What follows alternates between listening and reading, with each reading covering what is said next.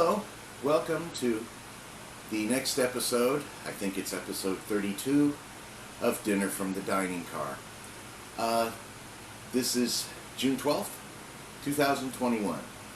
Today's recipe, we're going off the rails again to cook something that we like to have here in hot weather. Now, let me give you a little background. Today, here in Southern California, it's in the 90s, and it's going to get hotter by Monday or Tuesday, so we don't want to use the oven too much because we don't want to heat up the kitchen a whole lot. But if you live in a cooler climate, you can use your oven for this. I'm going to be using our turbo oven / toaster oven because it heats up the room less. This is a roasted Italian sausage with peppers, onions, tomato, and mushrooms served on a sausage roll with really good mustard. And we also are going to make a fruit salad with it. So here's, we eat these every couple of months, and we just love them because they're good solid sausages, and really nice sausage rolls, and boy do we have some good mustards. So anyway, here's what you're going to need. In here, 4 Italian sausage. Now, you can use the hot Italian sausage if you want, if you really want this sandwich to kick you in the rear end. We prefer the mild Italian sausage, so we're going to use that. Italian sausage are not that expensive. You can get Johnsonville's in a grocery store for a package of 5 for relatively inexpensive. I personally prefer to go to a butcher and get them made there. You're also going to need some mushrooms, some diced peppers, diced tomato, and diced onion. You'll just use a few tablespoons of each of these to stir fry together because it's going to go on top of the sausage when you assemble it. You're also going to need sausage rolls. Now be careful. Don't get hot dog buns. Hot dog buns are way too small for this.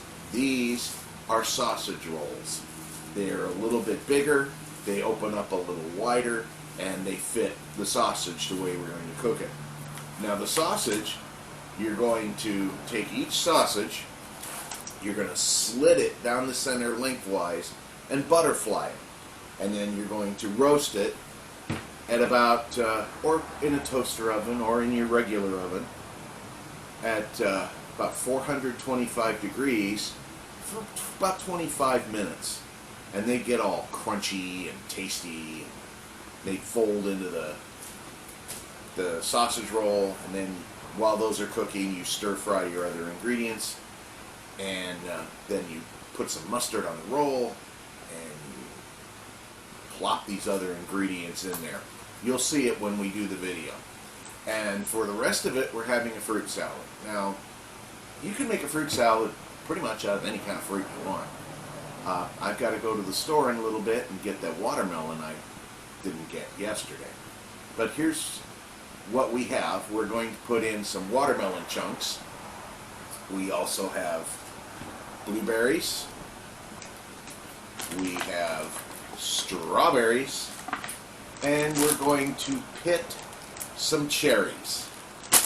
And cover that in a bowl with whipped cream.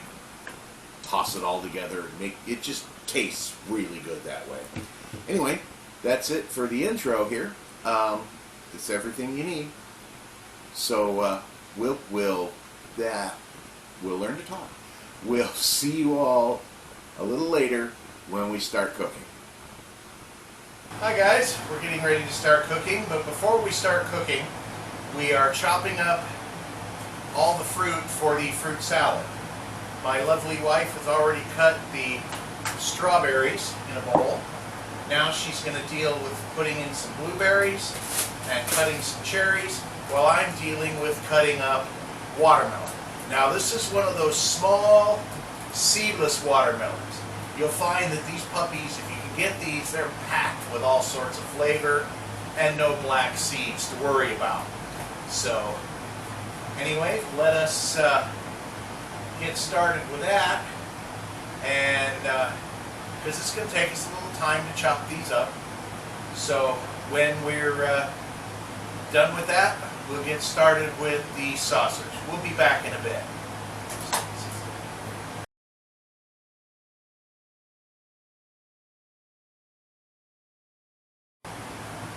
Okay folks, we're back. We've got the fruit together for the fruit salad. Let me bring it over to you and show you. And as you can see, it's strawberries, blueberries, watermelon chunks, and sliced cherries. And oh my God, does that smell good. That's going to be wonderful with some whipped cream on the top. Okay, now we get started with the sausage.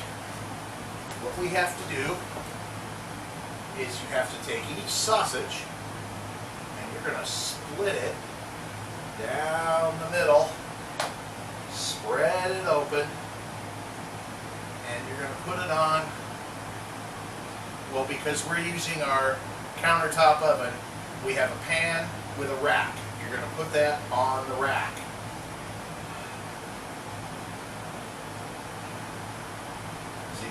We do it this way, so that way when we put the sausage in the sausage roll, it kind of opens up, and all the stuffing, as I like to call it, the sauteed peppers and onions, and tomatoes and mushrooms, all go inside the sausage. It's oh so good that way.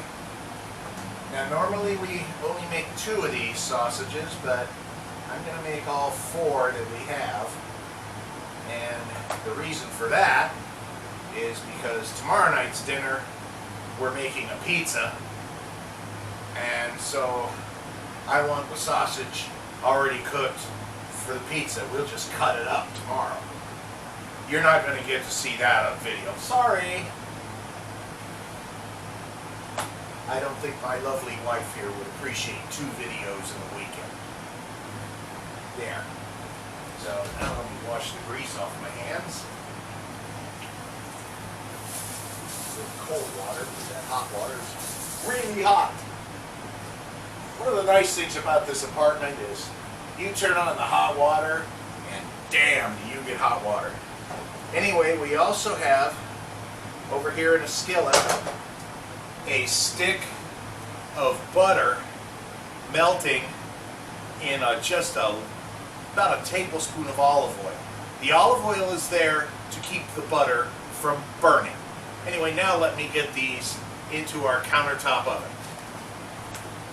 And over here, let's rotate this a bit here so you can see it. Pepper out of the way.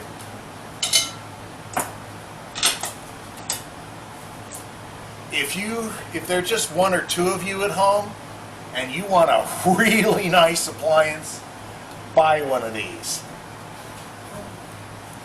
This is what's commonly called a turbo oven. It's a countertop oven basically, and it cooks with a lot of heat and circulated air. And oh wow, is it fantastic for pretty much everything except it overcooks beef, so we don't cook beef in it. But here we go.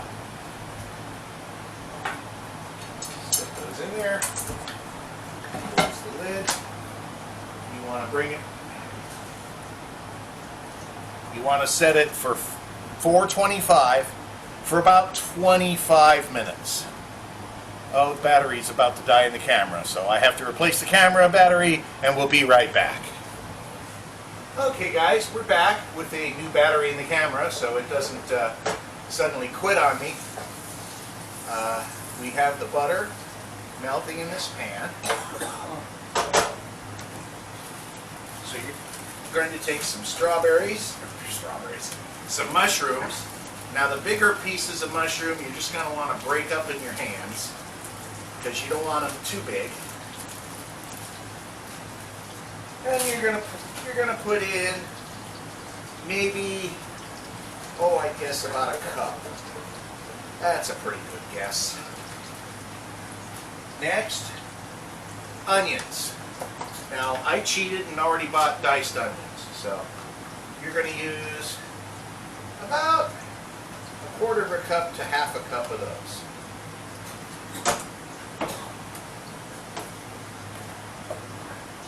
Peppers, I've already cheated again and bought diced peppers, so same thing there, about a half a cup.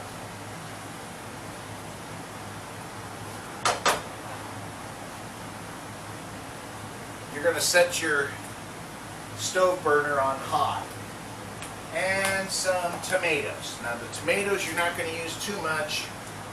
You're going to use about, I guess about a quarter of a cup. If that much.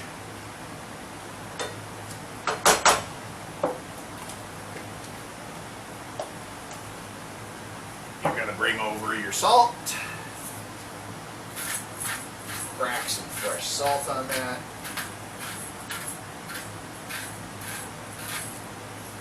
And then you're going to crack some fresh pepper on that.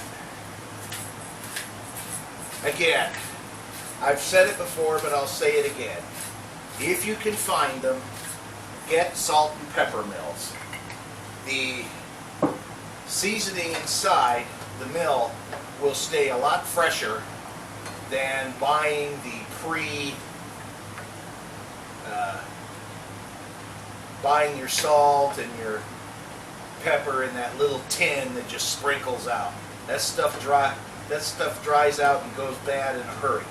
Whereas if you have a mill, it'll always be fresh. And this will just simmer for quite a bit because you're going to cook the onions, the mushrooms, and this looks like it could use a little more mushroom. We like a little more mushroom in ours, so here we go. Just break up the pieces into smaller chunks. There. Little more mushroom, because we happen to like mushrooms. Yes, I'm done with the veggies. Now this will sit, and what you're going to want to do is, believe it or not, kind of bring this up to a boil with your butter and your olive oil.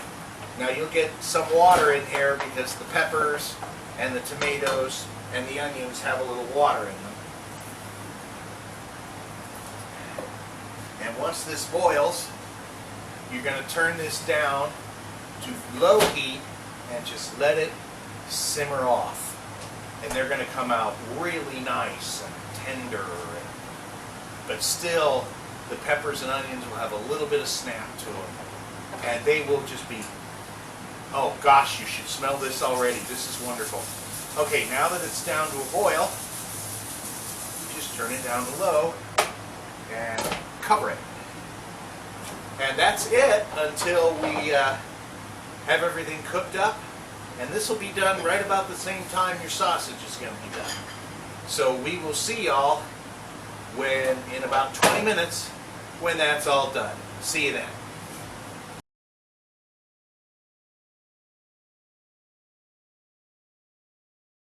Okay folks, it's about 25 minutes later.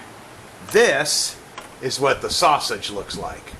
That is so cooked, and it's yummy, and it smells fabulous.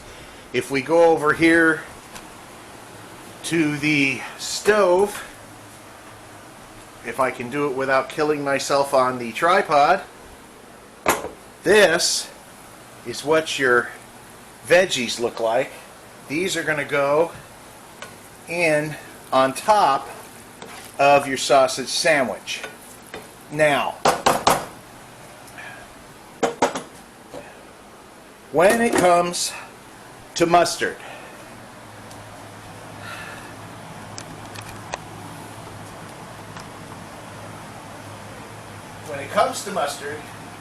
Judy and I have kind of different tastes.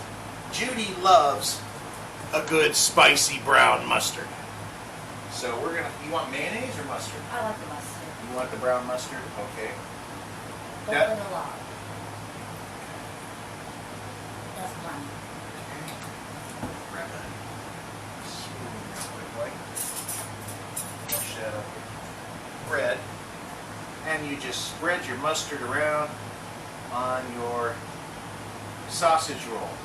Now you notice these sausage rolls are a little bit bigger than your average hot dog bun, because you're going to take your cooked sausage out of your oven. Ooh, there's a good one. Oh, it's dripping. You're going to lay it in the middle of your sausage roll. I'm trying to get to see it here.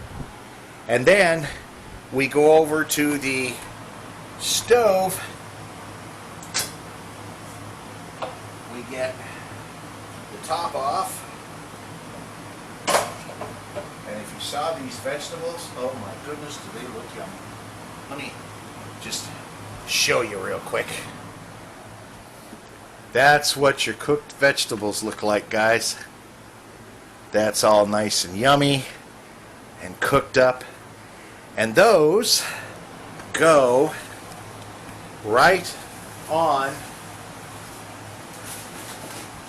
top of your sausage. Now we've got enough veggies here, we can load them up really good. And if you really have a hankering for it, you could put a slice of cheese on top of this too, but we choose not to. Anyway, folks, that's pretty much it for this video.